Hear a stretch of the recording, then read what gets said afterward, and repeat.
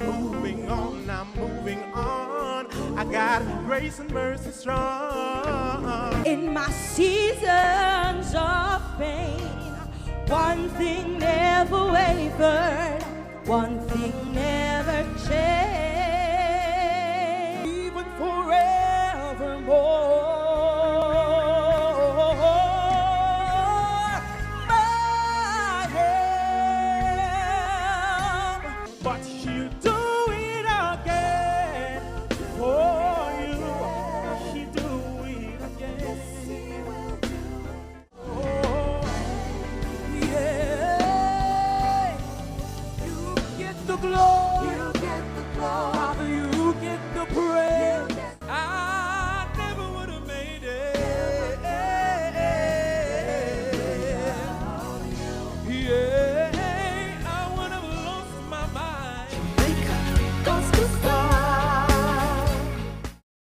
The following is brought to you by the Office of the Prime Minister. Your government is empowering you through education, training, and development. That is why we have removed all fees for every Jamaican accessing training through the Heart NSTA Trust. So, whatever you desire training in, food and hospitality, beauty and cosmetology, housekeeping and hotel management, welding, carpentry, masonry, or any of the dozens of programs Heart offers, you can enroll completely free and change your life. We are building Jamaica. The proceeding was brought to you by the Office of the Prime Minister. Yo, babes, why me I call you so much time and I not get you? Sorry me lick you again yesterday. Yo, me know me mess up, but I can't wear them something there road and I expect me to react. I know me jealous and fool and easy to lose my temper, but call me back here. Still not get tired. Hey, girl, think me have to call your phone? You know who you are deal with? You think I want to lick me again next time? Eh? It doesn't have to be this way. You can leave an abusive relationship. Just call 876-553-0372. We will help you.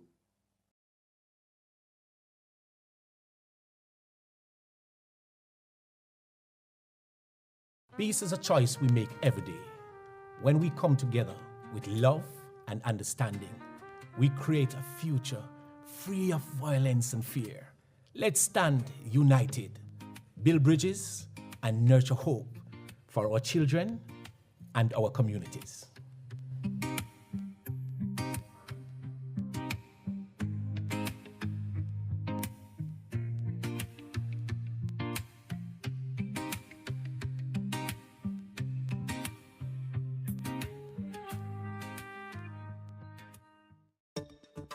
Every year, the Jamaican Parliament approves billions of our taxes to be spent on goods and services provided by the private sector.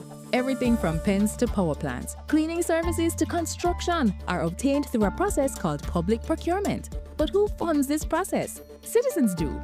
And we want our taxes to be spent wisely.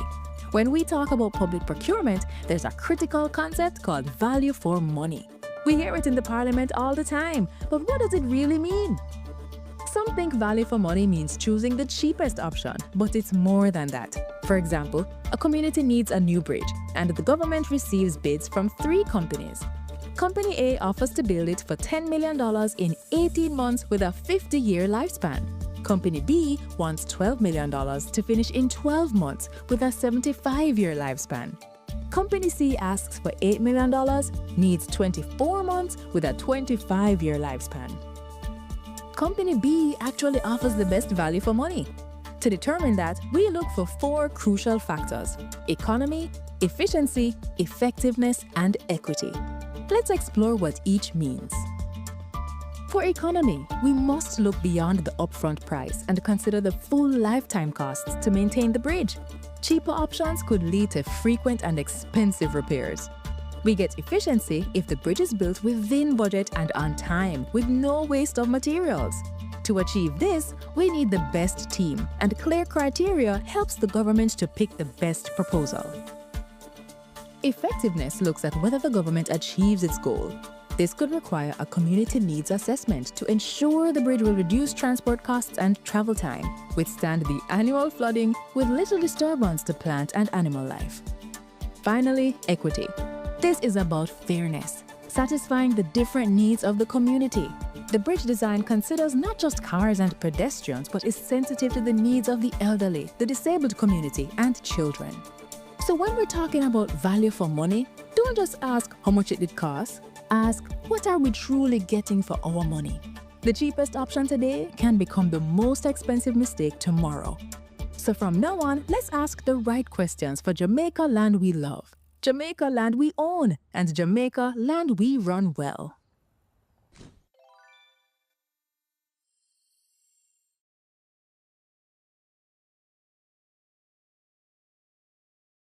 I wonder who that somebody be. No, sir. Let me look for my glasses. Oh, that somebody look like Roy, sir. It's Lottie, walk on. Me glad for see you, Roy. Although things never go on for you, America, me glad say you there. Yes. Lift your head high. Yes. Stay out of trouble. Yes. And you can have a fresh start back home. All right, Mr. V. Thanks, you hear? Let's all work together for a fresh start back home. The following is brought to you by the Office of the Prime Minister. Zoom in on the nutrition facts. It in at the table on the side or the back. You fi check out the servings, just do the maths. Not taking too much, finger below the facts. Zoom in on the nutrition facts. It in at the table on the side or the back. Take note of the sodium, the sugars and the fats. 5% or less in the on the right track. You fi zoom in on the nutrition facts. It in at the table on the side or the back. Vitamins, minerals and vitamin 2, 20% and more that good for you. Nutrition facts. You feel check the nutrition facts. You feel check the nutrition facts. Less sugar, less salt intake, and less fat. You feel A message from the Ministry of Health and Wellness, Jamaica Moves, the Heart Foundation of Jamaica, the National Health Fund, and Japan. Peace is a choice we make every day. When we come together with love and understanding, we create a future free of violence and fear. Let's stand united, build bridges, and nurture hope for our children and our communities.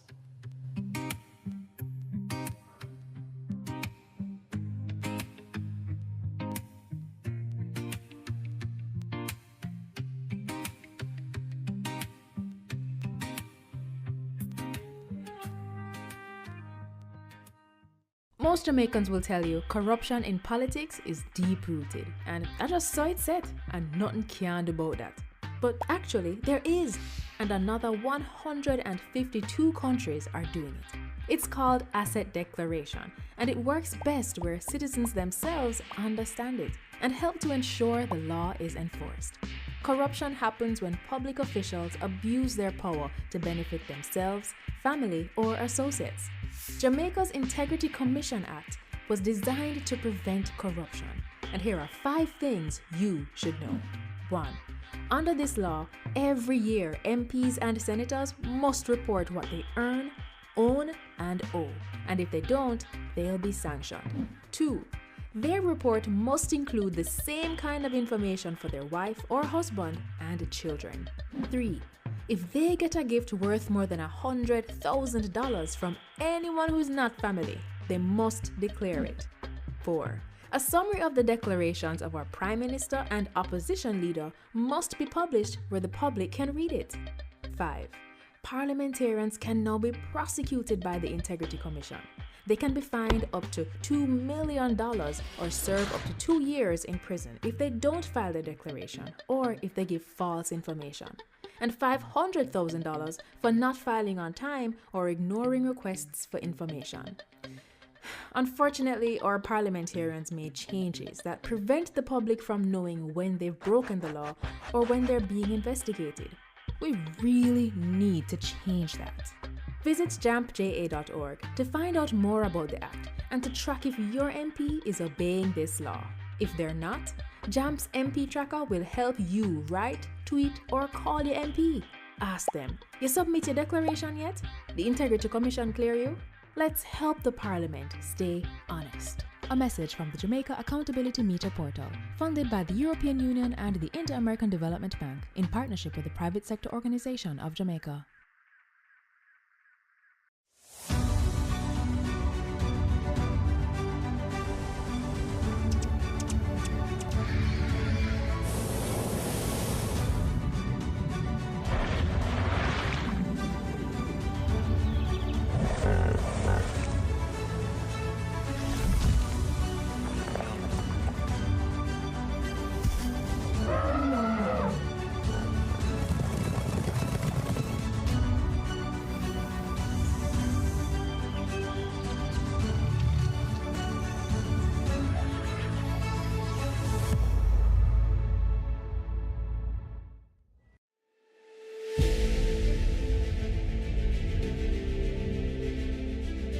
Are you an entrepreneur producing an excellent Jamaican product or service?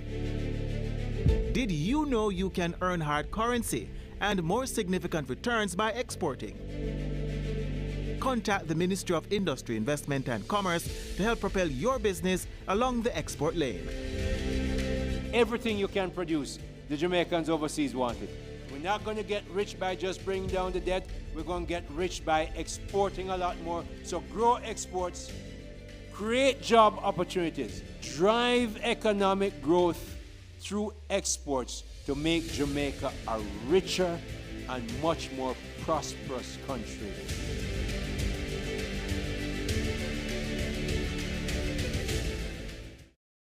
The following is brought to you by the Office of the Prime Minister. To fight crime and violence in your country, your government has invested over $9.7 billion into national security systems.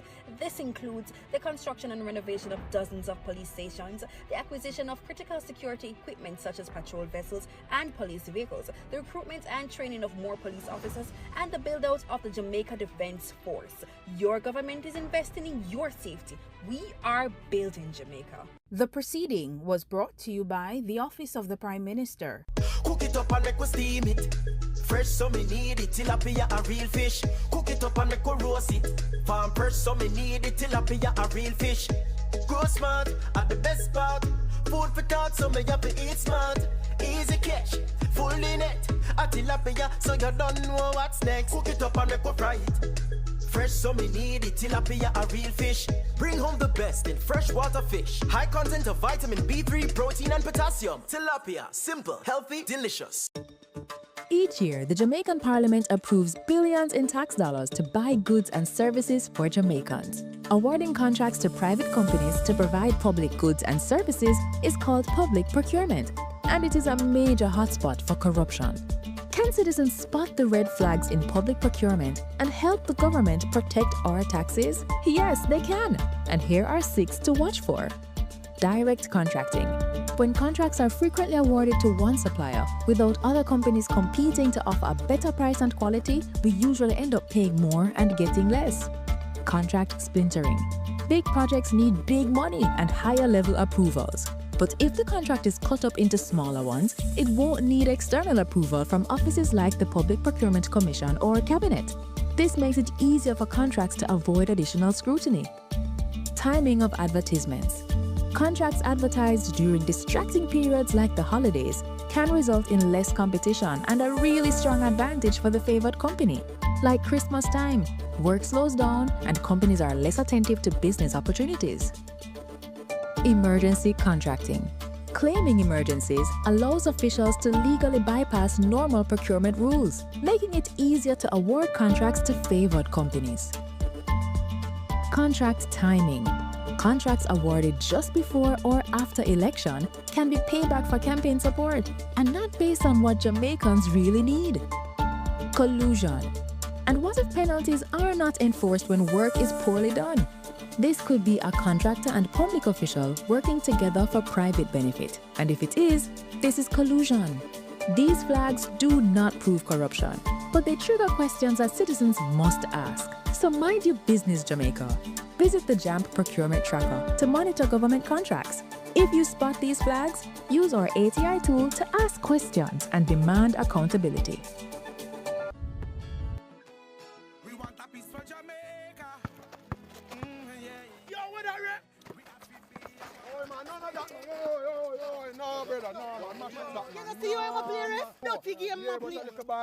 No, I said, Pearson, you come from, brother, I want to live good, man. I want to live good, brethren. Just shake hands, I can play a little bit, brethren. Really have to shake hands? Yeah, man, and no badness, brethren. Just live good, man.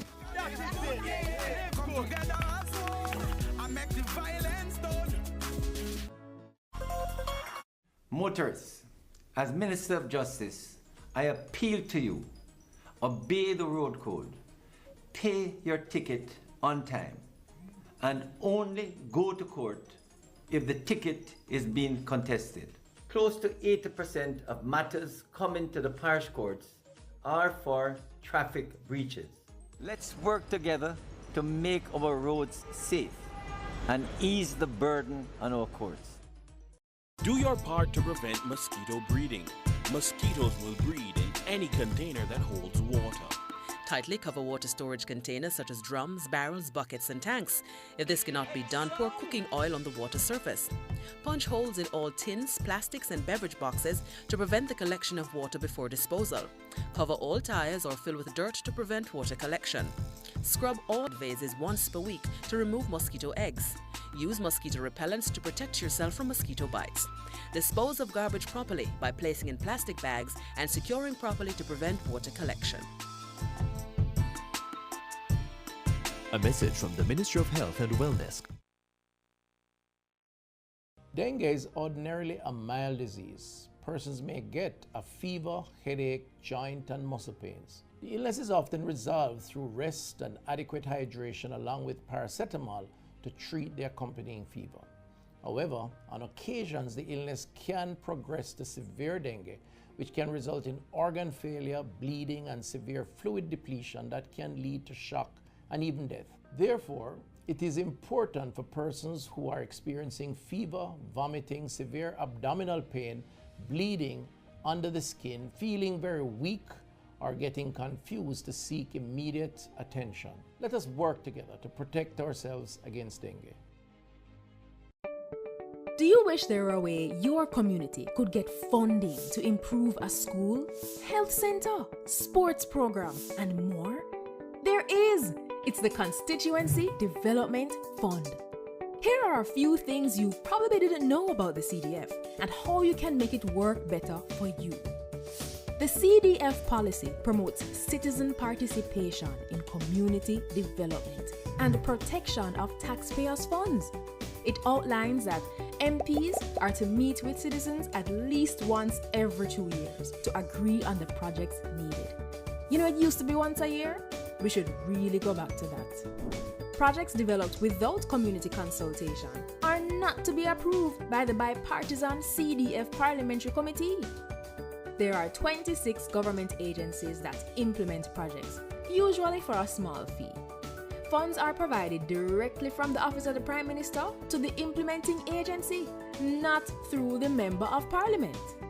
The CDF unit monitors project costs and implementation, so if you have questions about how the CDF are run in your community, contact them. To ensure no one project or community gets all the funds, there are 6 project categories with spending limits for each.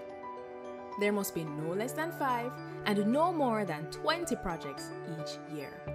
To learn more, visit jampja.org to view your MP's CDF info and tell them how this fund has impacted you. If you don't see your MP's CDF reports, then put them under little pressure, man. Call, tweet, email. Ask them when they'll submit it and when is the next CDF meeting. Change is possible. It's already happening. What we need is you.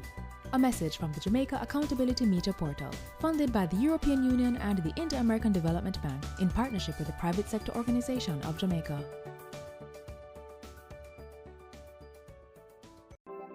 Jamaica, I can help you protect our citizens. Jamaica Eye will play a part in increasing your public safety.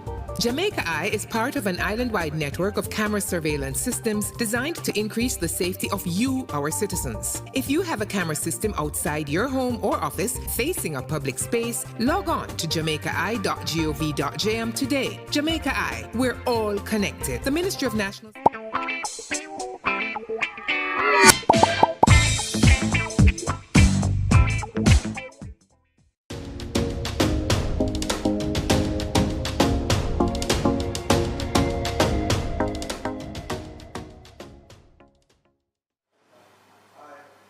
Any other nominations?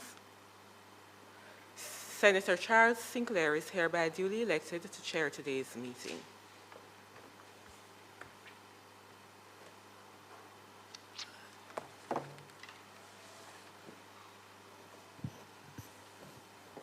All right, good morning, members, good morning, the team from the Parliament. I now call to order the Standing Orders Committee for July 10, 2026. Prayers from Senator Gail? Let's pray. Most righteous Heavenly Father, today again we thank you for lifting us up, for making us see the light of life. Again, as we go through the nation's business, you know we can't do this without you in terms of your presence, your guidance. You help molding our thoughts as we go through these proceedings.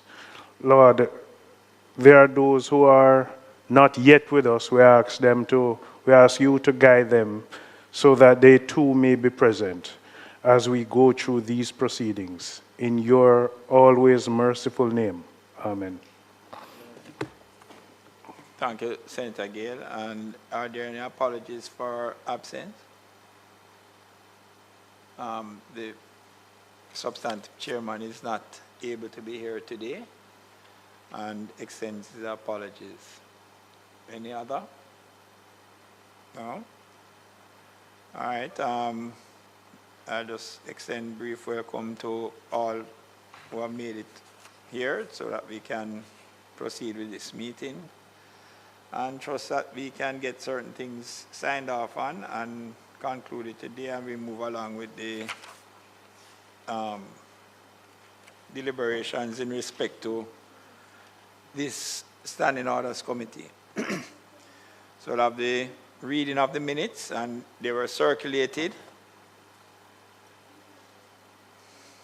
And page 1.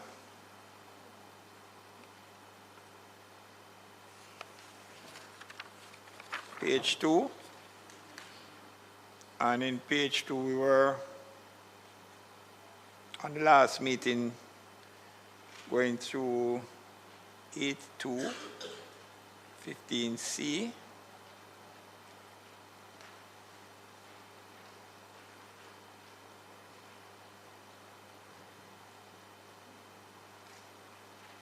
and there was a particular discussion which took up most of the meeting in relation to the term which about the Senate having the, get the exact wording. If a committee that dealt with a private bill would have come to some adverse finding, that the report on a special, what was it, Ms. Jimenez? Special order to the contrary could take a particular position, and that was fully explained by Ms. Jimenez. So we would have started from page 2 of the minutes and page 3. Basically, that discussion would have continued there.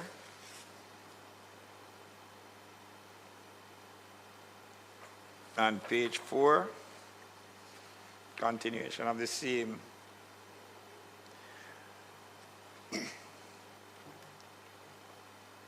And from which I, as chairman, at the last meeting would have come to the position that the membership that were present on that date would have understood what was contained in the redraft and seemed to have been in agreement.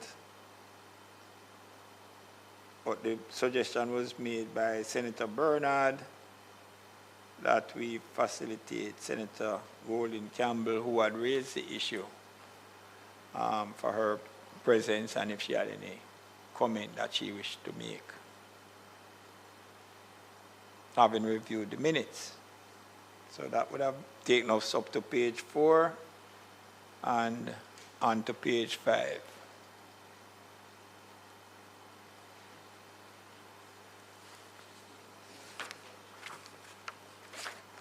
Can I get a confirmation, please?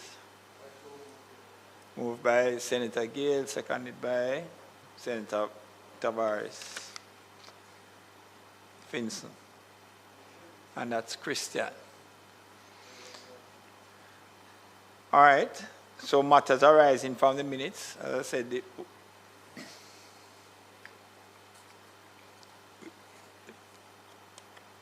was the clarification that was requested by Senator Golding Campbell, and for which we had not taken a final decision to facilitate Senator Golding Campbell's presence today. I know that she's not here, and she's not here at the moment. I've not gotten any comment as to whether she will be present or not. But what I propose to do is to not have a final sign-off at the moment. We still have some time, and if Senator Golding Campbell comes, but I would not want it necessarily to go beyond today, and the absence of a member, it is my view, should not hold up the progress of the committee, in particular having regard to the fact that the general membership was of a view that what was explained is understood and the redraft was acceptable as presented by Mr. Minez. Yes, Senator Morris.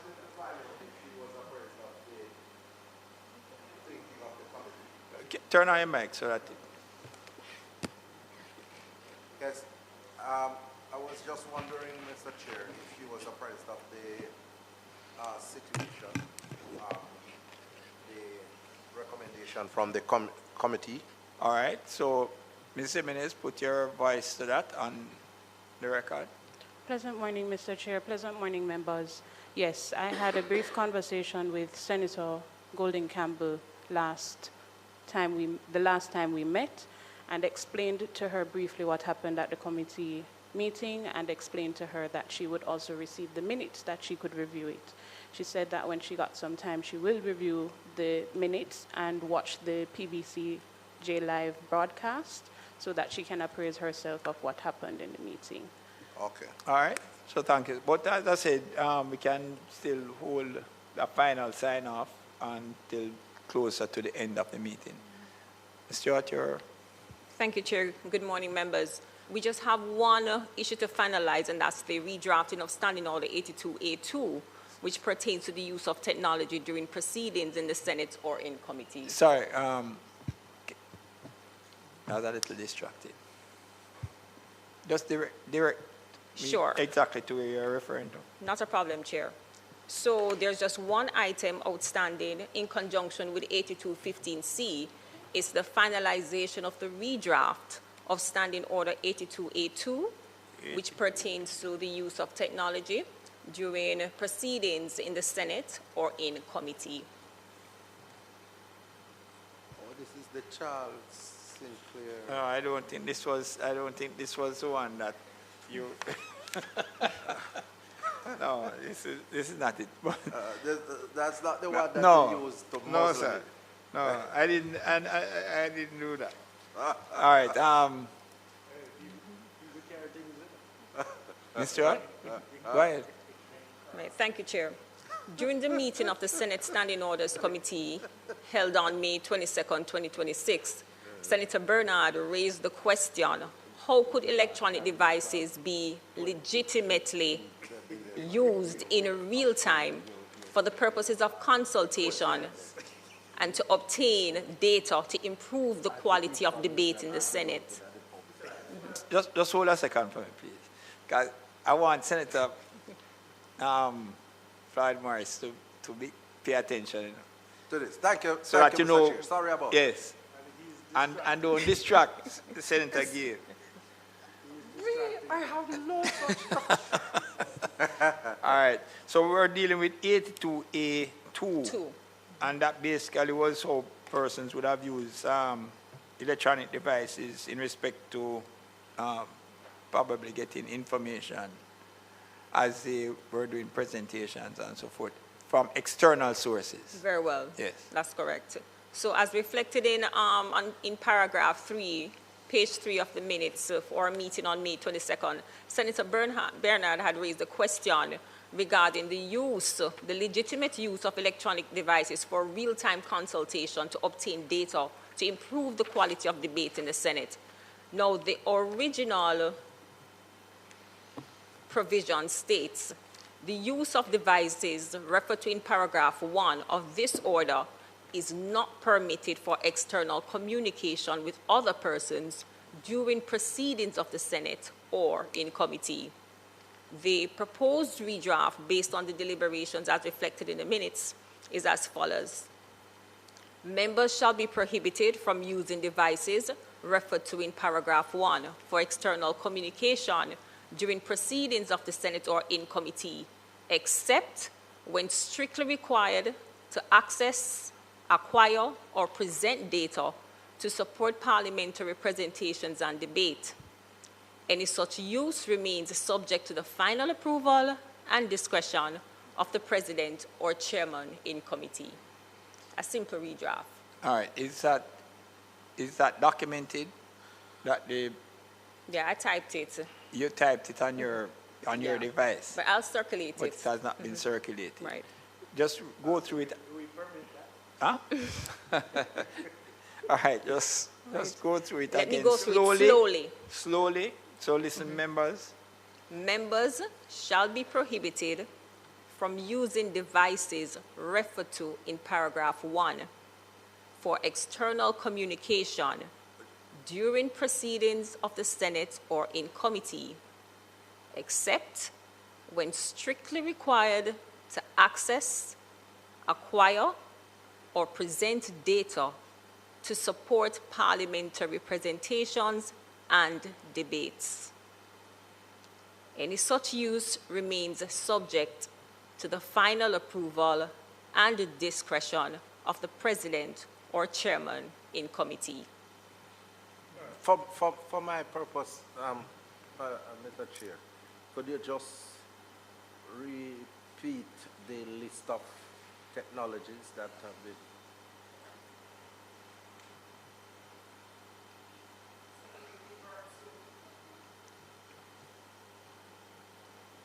To 82A, paragraph 1, it states, the use of electronic devices, including laptops, tablets, mobile phones, and other devices serving similar functions is permitted during proceedings of the Senate or in committee for the purpose of taking notes or for consulting reference materials, including parliamentary papers, and accessing reports and other documents tabled in the Senate in electronic format where these are relevant to the proceedings. So that is what constitutes electronic devices. You will notice in paragraph 2, electronic devices is not used again verbatim. The term that is utilized is the use of devices, because the concept of devices is a referential term to the whole listing of electronic devices in paragraph 1. And I think we had settled on that. Yes, we that had. There was no need for any. Right, so that is the rationale for just sticking to the whole language, the legislative language that was encapsulated in paragraph 2. Stick to it and use the concept of devices instead of electronic devices. Sorry, just read your last line. The last line states, any such use remains subject to the final approval and discretion of the President or Chairman in committee. To provide assistance in terms of the applicability and the understanding of the redraft, it is reflective of 85A2, 85A6 rather, which speaks to the use of laptops and other forms of technology as audio-visual aids, subject to the discretion of the President and the Chairman. So it's a matter of maintaining the language. Did you make reference to this in the very last 3 words, I believe, states in committee? In committee, right, reflective of the language throughout the entire section 82A. Yeah, but didn't it say Senate and in committee? President or chairman in committee. In committee. So does that limit it to only solely committee? No, it will be the president. Oh, sorry. Right, You so said it's the the president or chairman in committee. Right, so it's not limited. Okay. All right, good morning, Senator Scott Motley. We just started, and I won't rehash all of it. But we're just looking at the issue that was raised by Senator Gordon Campbell. Oh, Bernard. No, before. Okay. Gordon Campbell, that would have taken up the minutes of, basically the minutes of last occasion. And you are now looking on the issue raised by Senator Bernard in relation to 82A2 and a possible redraft as to how external communication would be facilitated using the devices. So, Mr. Stewart, just for the benefit of Senator Scott Motley, can you just Absolutely. reread your redraft of it, please? Okay. So the original provision is the use of devices referred to in paragraph 1 of this order is not permitted for external communication with other persons during proceedings of the Senate or in committee. So, full restriction. The redrafted provision states, members shall be prohibited from using devices referred to in paragraph 1 for external communication during proceedings of the Senate or in committee, except when strictly required to access, acquire, or present data to support parliamentary representations and debates. Any such use remains subject to the final approval and discretion of the president or chairman in committee.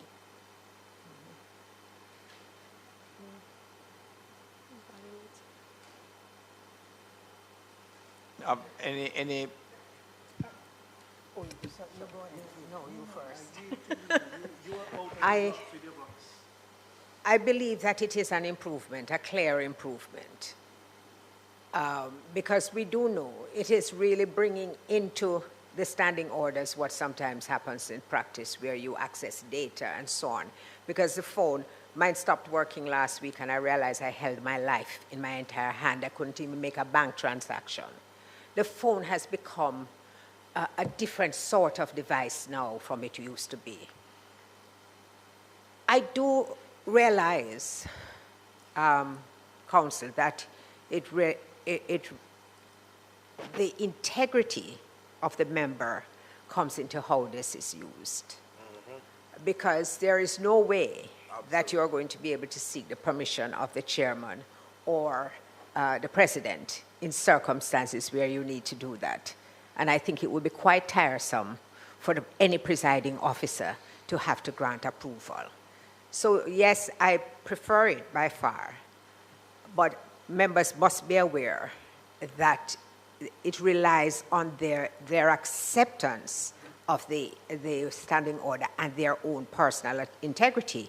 I don't see how you can do otherwise. I think that it has, in fact, been a good expansion and bring some clarity. Senator again. Chairman, we're coming from a very far way with this particular clause. I recall when it was never here, and we could never have utilized it in any way, shape, or form because there was a certain president that is today sitting in front of me, who I don't know how he would have known that anybody would have been using it. And so we sought to insert it. I really would want to see, though, have visual of how it is drafted. Why I'm saying that is that I know Senator Bernard, who is not here, would have sought clarity at every point in time, we submitted a particular version because he really wanted to see clarity in how it works. And every version that would have been applied, he would have created another opinion in his mind. And so we really want to see the drafting of it, to be able to review it, to ensure that there's no ambiguity nor repetition of the respective clauses. Well, Senator Bernard, I think, just wanted it to be excluded because he was of the view that in today's age, I mean, you may require certain information, but it is there based on the proposed draft to be specific as to what Senator Scott Matley said in respect to how it would actually, I mean, work. It comes down basically to the integrity of the individual. Right? And I don't see where you can get influences, because I think that may be the concern, or a concern in respect to external communication. Persons walking here already knowing, for the most part, where they are going to come down in respect to any particular issue. Right? So using it to acquire information, data that is relevant to their presentation, and to obtain that from wherever, an external source. They may have aides that they work with in respect to assisting them in their own preparation, but having heard the debate, they may just need to add something else that they may have excluded. I can't see what the issue is with that. Let me add that I don't agree with excluding it altogether. I believe that there is a need for some kind of level of control. Control, yes. Otherwise, you might find out that people take such enormous advantage of it that everybody is on the device while the sitting is taking place. And even though I am sometimes guilty of doing that, I have watched sittings where it's almost even behind, where people are even behind a speaker, and they're on their device. Yeah, but I don't think that is it, because one allows you to do it, you know, if you are doing it consulting reference materials. I know, but I'm saying that in the circumstances, it would not appear to me, the onlooker, as though it is a serious use of the technology. I'm just making the point that if you just remove it, yes, you still have to have some restrictions that make people aware that there are limits on how it should be used. And that is why I prefer that there is a rewording rather than an exclusion, as was suggested by Senator Bernard. Yeah. Yes, Senator, again. The mere fact you couldn't exclude it is that it is a means of using it as a device even to make your own presentation. Your scripted presentation could be on the device, you know.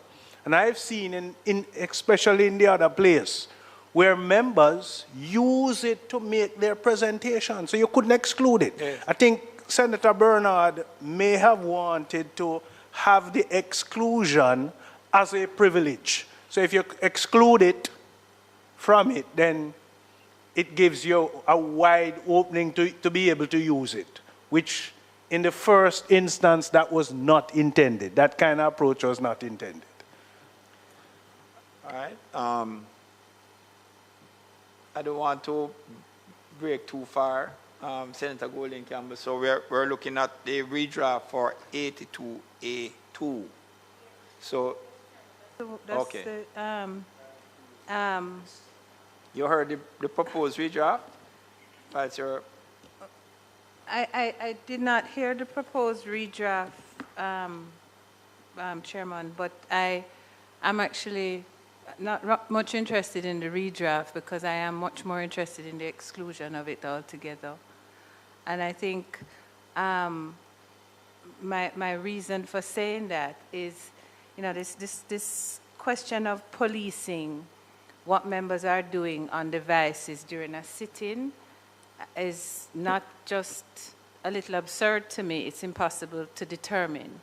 So nobody in this chamber can determine what anybody on their device is actually doing unless they may be publishing something publicly that you're then seeing on the public domain. But I think the context in which I'm asking for consideration of the exclusion of this entire scheme of monitoring the use of devices is this. The ability to obtain support from the Parliament in terms of research is very limited. The parliamentary resources are very limited, and with all the goodwill of the parliamentary staff, it is difficult sometimes to do research on matters. I have had many, many, many occasions where I am sitting in a sitting and a member's contribution raises an issue that I need to do research on in that moment, whether it is because I'm preparing to make a contribution myself or because I am, in my mind, challenging the contribution being made by the member. And I have to take my device. I normally have my computer. I don't find it as easy to use the phone. And I go on my device and I do my research and whatever. I think the concept of this provision for me its time has expired. And I think we have to move into a future parliament, a dispensation that is fast overtaking us, where these are the means of communication, these are the means of learning, these are the tools of work. When I have been in other parliaments and Congress, in other jurisdictions, they have devices on their what you call it, their assigned seating, right? And they have access to all they need to have access to on those devices. And that's where I think we should be moving to. I'd love to see the new parliament in the future set up with everybody having their own laptop on their desk, tapped into all the electronic databases that Parliament will have for us to be able to do the work we do. But I don't really care if Senator Scott Motley is texting her son. I don't think that's any of my business. And if she spends a moment doing that during the sitting, the Parliament is wasting its time being concerned about that. Sorry, Senator Scott Motley, perhaps I should have used myself because it more frequently happens with me. Just seeing my daughter calling me a while ago, and I know why she's calling me, because I know the little emergency situation she's having at home. I'm going to step out to deal with that in a moment. But it doesn't help, it doesn't forward the business of the Parliament to police the matter. There's no disruption to the Senate if a member is doing it. And perhaps we can talk about the optics of phones versus computers, but I just think the time has passed. We're laboring in a provision whose time has long passed. May it please. Senator Scott Motley. Just make the point that if you look at 82A1, it clearly contemplates the use of the electronic devices in a particular way. So it encompasses your accessing your notes, your speech, your reference material, and so on. I think that what 82A2 was trying to do was to restrict an all-out use of the phone in the way that, like texting my son. Maybe one text would be okay. But just an abuse. I don't think it was a restriction, but an attempt to prevent an abuse of the permission, the fact that we were now introducing the use of technology into parliamentary proceedings. And what I would agree with is what Senator Cavan Gale has suggested, that perhaps if we get a written rephrasing of the standing order, then we can actually have the opportunity to examine it to see if it meets what we are trying to achieve. All right, so. And Chair, remember that there are other, the entire section deals with technology and its permissibility. So to single out, it might not be a good idea to just focus on one aspect like that, but to focus on the totality of the provisions. Anybody has any background to 82A2? No? Not elsewhere? As to how, where there was a restriction for external communication? I looked at several jurisdictions. For example, British Columbia, it's even a little bit more rigid. In British Columbia Standing Order 17A, what it outlines is that no member of the Senate or the House should actually have an electronic device. The individuals within that parliament who should actually have the electronic device is actually the ministers, legal and policy representatives who would actually engage in the research. So it is a bit rigid in some other, more rigid than this in other jurisdictions. Yeah.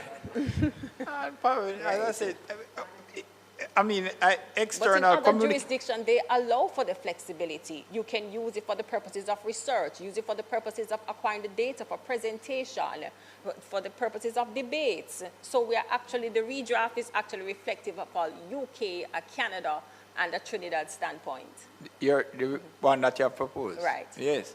Because I may be looking at this permitted for external communication with other persons in a different type of way, from accessing data or something that is relevant to the proceedings, right? In the same way, there is a restriction on the persons who, when they are external, when they are appearing on Zoom, that person can't vote. Cannot vote. Oh, right. They can make presentations, but they cannot vote. And when we were having that discussion, there was that restriction about their voting, not only from the point of view of how the legislation was drafted, but also from the point of view of influence. Right? I don't know. That's why I was asking if there was a background to it, because is it that you're trying to avoid any external influences in respect to how you will come down on a particular issue? So that's why I don't have any concern about keeping the provision with the redraft that restricts it to the type of use, how you're going to use it to acquire data for your presentation. I don't have an issue with that. So it's just how I was interpreting it.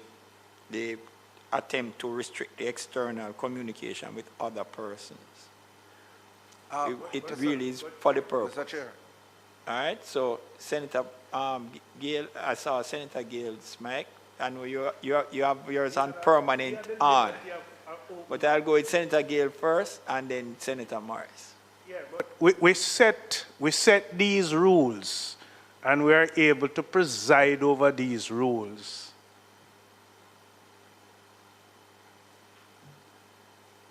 We are able to preside over these rules as either president or chairman within the chamber. But those who we utilize or give the opportunity via Zoom or whatever other means digitally connected, you can't preside over them or whatever they do in terms of these rules that are applicable here. You can't. And so the limitation that they have is solely that they don't have the ability to vote nor make quorum. But they can be doing anything else far-reaching within these rules, and we're not able to preside over them. I kind of disagree with you, and that is why there is a requirement that you must remain on screen. Yeah, but whenever you remain on screen, Mr. Chairman, whenever you remain on screen, you can't tell whatever anybody else is doing. Your dress code is controlled. Yes. And that's why you remain on screen. My dress code is visual from I enter the door. What I'm saying, is that you can readily see any application that you can preside over within these rules, because it's clear.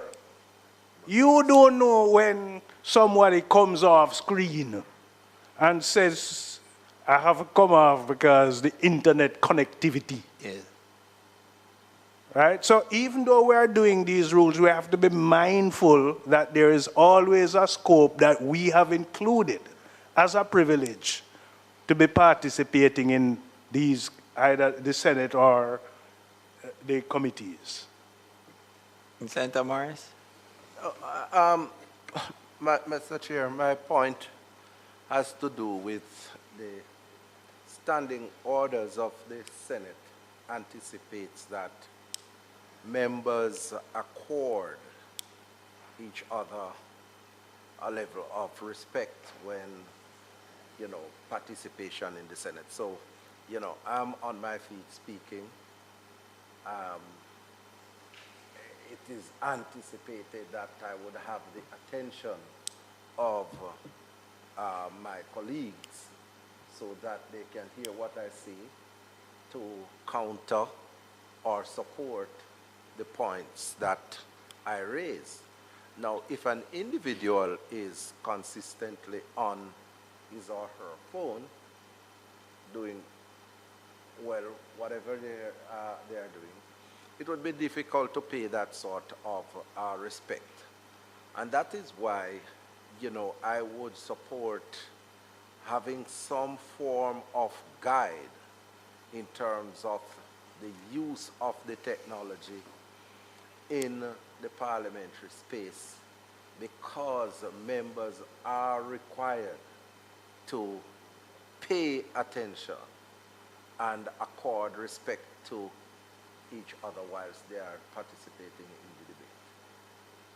Heard you, and so the redraft, I think, captures that. Redraft captures that.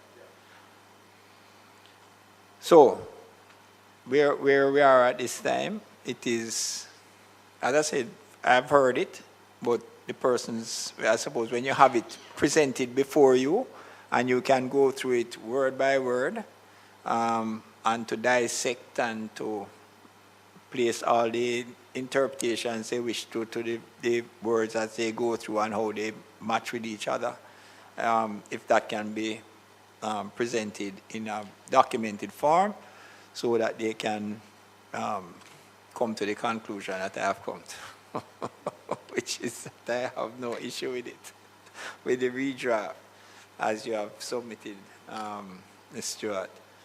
All right? And good day, Madam Rose Bennett Cooper. And I will, in closing now, we've been at the time that we are Senator Golden Campbell in relation to 8215C. In the redraft, Ms. Jimenez reported that she had discussions with you. The membership on the last occasion were satisfied with 8215C as redrafted. Pardon me? I know she had mentioned it to me. I was to look back at the issue, and unfortunately, I did not get a chance to do that. And I'm sorry to have to ask the committee to do this, but if you could just defer it one more week, and I commit to being ready for it next week. Yeah, man. And since we will get the documented version of the redraft for 82A2, we can look at that. But members, we have been on 82 for quite a while. I know it has been, it has a lot of sub-clauses in there, and it took a lot of redraft and discussion and thinking and etc. And as I said, it has been said on all the occasions that we commend the team of Parliament in respect to the redraft, because it was quite extensive. All right, so yes, I will facilitate the request from Senator Golding Campbell and other members in relation to 82A2. Yes, Ms. Stewart. Thank you, Chair. There's also the pending redraft of 82.4, which pertains to the issue raised by Senator Motley on the same sitting, May 22nd, in regards to the exclusion of newspaper reports. The exclusion of newspaper reports, 82A4. There, 82A4. Didn't we have, wasn't that in the, what Mr. Minutes had gone to? 82A, we had it from 82.3. Is it the same thing? Or no, that was something different. 82A4. No, it wasn't. That was not. Mm-mm. Okay. Right, so we'll do that. So I've actually done the redraft already. So I'll just put this in the documentary form for dispatch. Yeah. Right, so we can do our deliberations. And then we can just sign off on that at the next meeting. Sure. All right. Members, thank you very much. And I'd ask for a motion for adjournment of the Standing Orders Committee meeting for today. Senator Rose Bennett Cooper, moved by Senator Rose Bennett Cooper, seconded by Senator Scott Marley. Thank you very much.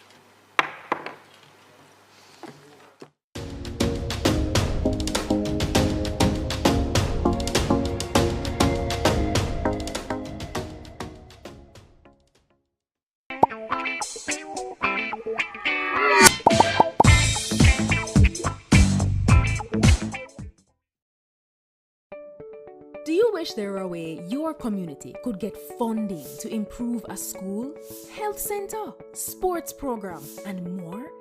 There is! It's the Constituency Development Fund. Here are a few things you probably didn't know about the CDF and how you can make it work better for you. The CDF policy promotes citizen participation in community development and protection of taxpayers' funds. It outlines that MPs are to meet with citizens at least once every 2 years to agree on the projects needed.